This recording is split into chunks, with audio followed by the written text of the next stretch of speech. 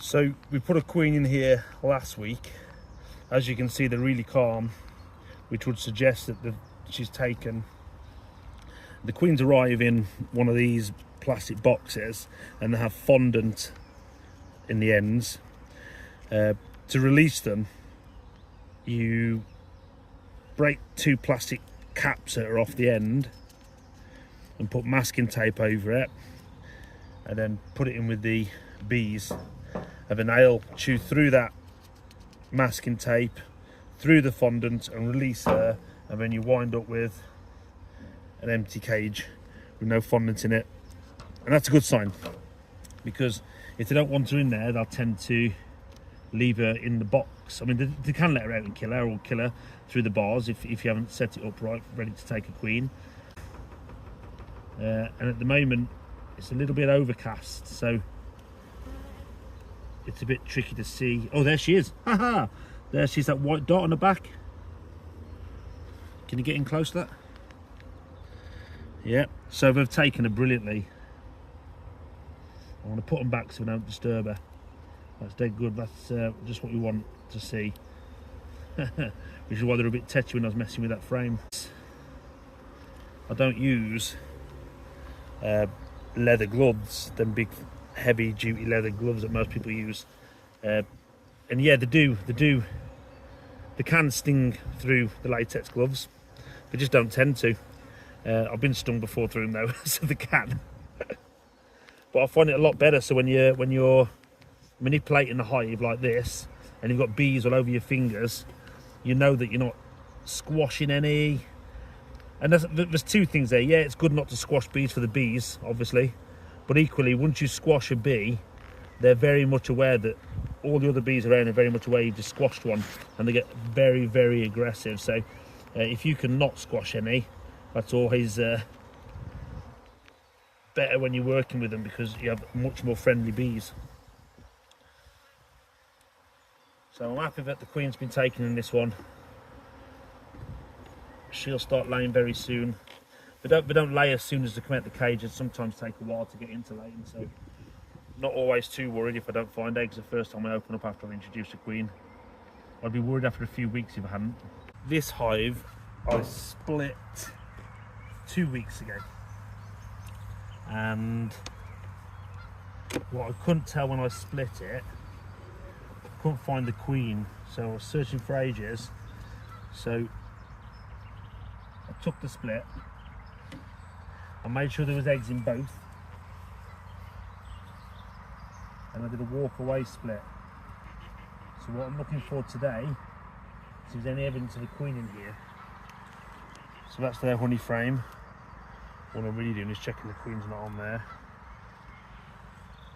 because that's the only evidence you'll find of a queen in the honey frame.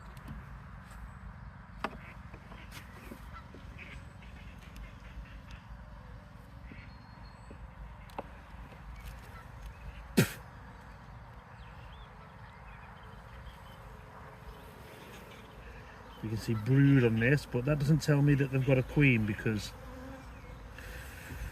what I need to see are eggs or very, very young larvae, which I can see here. So they have got a queen. If you look, I don't know if you can see it in the camera, but I'll try. Let's see if we get on. There, see them little tiny larvae? And as you get more and more towards the edge of the brood pattern, they get smaller and smaller until they're very, very, very small. Well, that can only happen if they were laid recently. So they're probably about 5 days old, maybe even younger, 4 maybe. And in fact, I can see eggs as well. I can see eggs. So she's definitely in there. And that's all I'll need to do on this colony, because this is another hive, similar to the last one, where I had to do a split, couldn't find the queen. So again, we'll go through. Just drawing out these. Oh, it's quite heavy, that is. You'll see, we'll find out.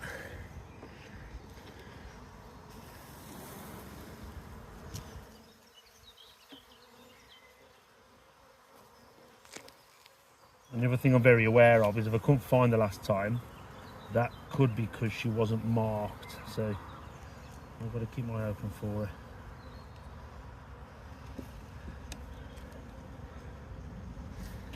Let's have a little look at these. Very busy. So see, there's two different types here, that's worth noting. So these are standard brood, and they'll all hatch into females. And see, these are bigger, they'll sort of come out more if you look at them on the side. These ones that are coming out more are drone brood, they're males. And then this, if you look at the bottom, is a queen cell. Not only is it a queen cell, but they've drawn it and it's been opened. So there was a queen in there, and then that, you can see, I don't think it's exactly clear, but this lovely queen cell, big beefy thing. I'm just going to focus on it. But the ends, you can see they've chewed around to let her out. So I would say there's at least a virgin in here.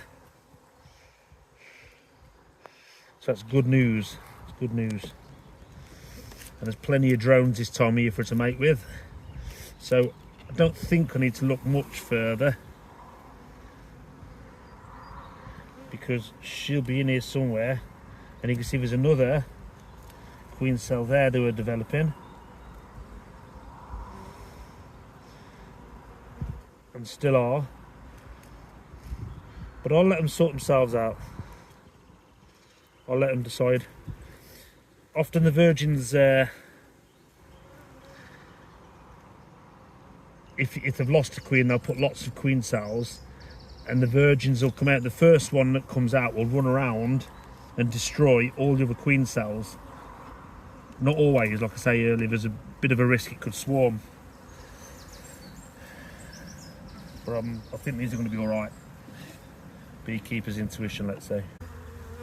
With this one, they were working on releasing her, but hadn't quite finished last time I checked. You can see here, this is the cage that she was in, and you can see that they've eaten through the masking tape, and she should be in there, fingers crossed, alive. But it looks like they've definitely, see, this one's trying to sting me now through the gloves. They've definitely made a bit of space for her. Oh, there she is actually in the cage. They haven't quite released her, but they're definitely working on it, so I'm going to let her go out by herself. And there she is. You can see her running across, and they're not trying to sting her. She's just walking around nicely. That's a good sign. That means they've accepted her. So that's really good news, that is.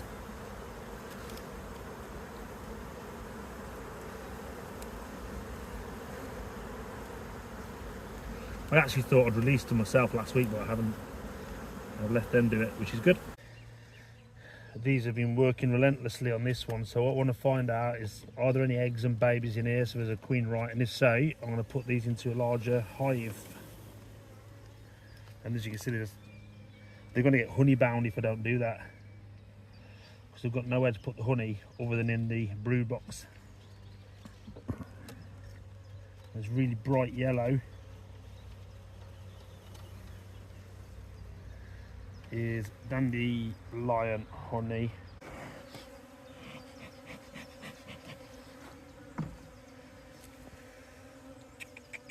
Out the way, girls. Come on. Oh.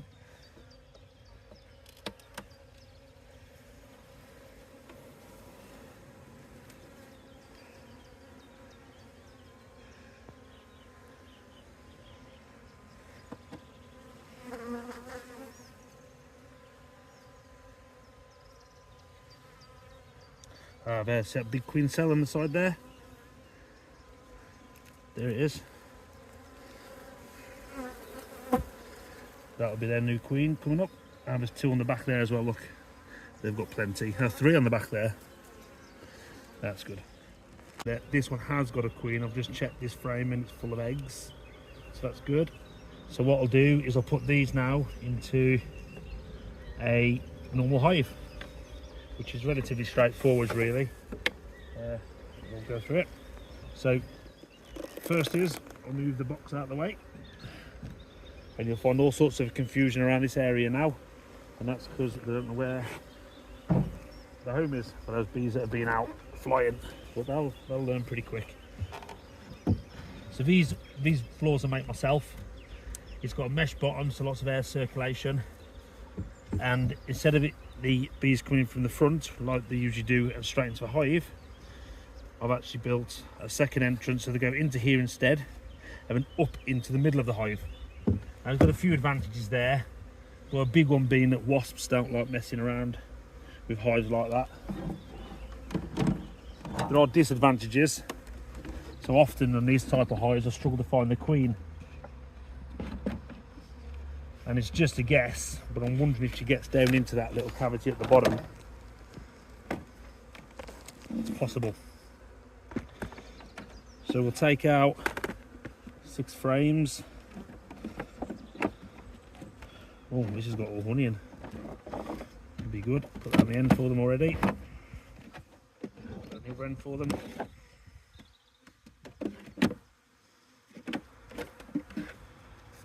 There's another 2. 1, 2, 3, 4, 5. And I'll take that out as well. Just look after this one. And then one by one,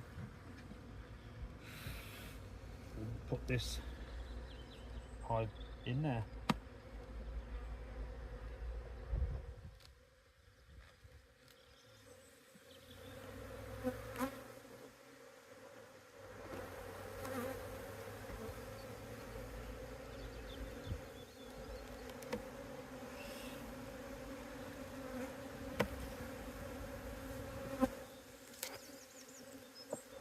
There's not much space in these poly hives, so you have to be really gentle. You have to remember there's a queen somewhere in there, and you don't want to be damaging your queen. So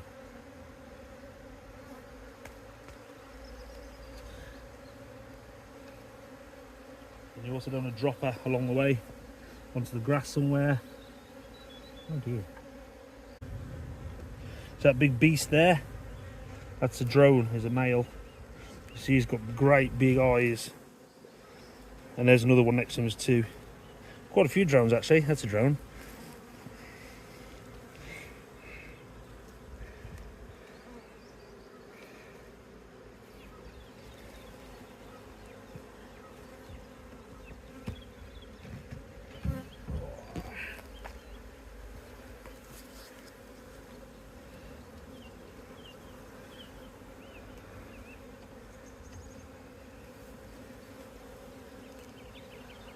So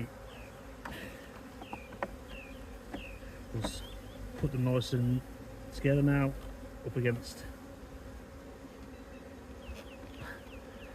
each other. Otherwise, any gaps that you leave for them, they'll fill with either propolis if it's a small gap, or they'll fill it with brace comb if it's a big gap. There we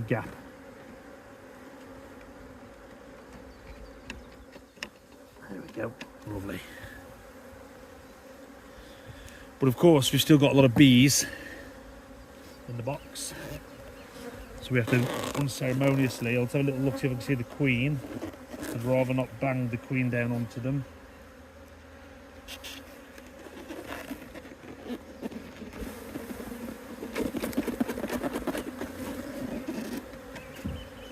And there we go. What is that on the front of my oh, it's a European hornet. Look at the size of him. He's an absolute beauty. Whoa. And these are some of the garden hives in my garden.